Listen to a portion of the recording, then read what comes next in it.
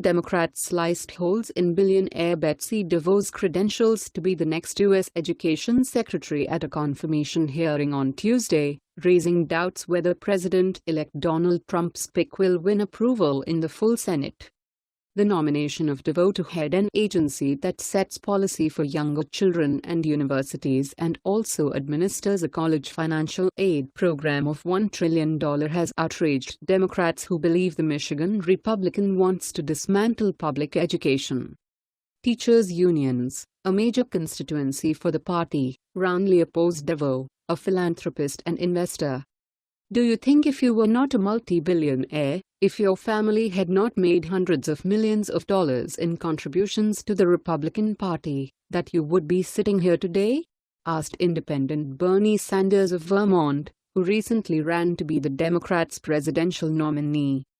Democratic senators have made their opposition clear in recent days in letters, speeches and most notably at the hearing. Next Tuesday, the Education Committee will likely approve sending her name to the full chamber when it votes in an executive session next Tuesday. Then, Democrats could block the nomination with a filibuster on the Senate floor. Former Senator Joe Lieberman, Democrats' candidate for vice president in 2000, gave DeVos a laudatory introduction at the hearing, but other party members were wide-ranging in their criticism. Minnesota's Al Franken expressed surprise DeVos was unfamiliar with a hot education debate over measuring student achievement by proficiency or by growth. Connecticut's Chris Murphy was dismayed when DeVos did not condemn guns in schools.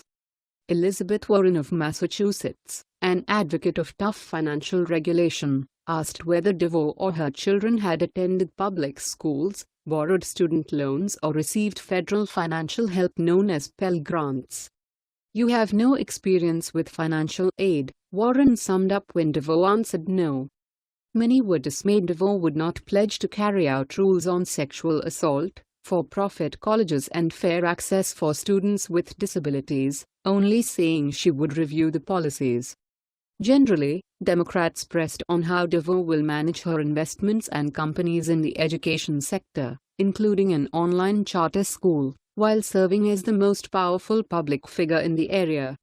They also asked repeatedly if she intended to divert money to charter schools that operate independently of school districts and are frequently run by corporations and if she would undermine public schools. "I have major concerns with how you have spent your career and fortune fighting to privatize public education and gut investments in public schools," said Washington's Patty Murray, the committee's senior Democrat. DeVos scrambled to reassure them she supports taxpayer-backed education. She also said she will work to give parents choices in the schools their children attend, treat all students equally and respect states' decisions on education. The hearing, which was delayed from last week over missing financial disclosures, began at 5 p.m. Eastern Time. Committee Chairman Lamar Alexander only allotted each member 5 minutes for questions. Democrats called foul, saying that because DeVos has not finished requisite ethics paperwork they are in the dark on issues and need more time. Alexander said the Office of Government Ethics will produce by Friday a letter outlining resolutions for her potential conflicts of interest.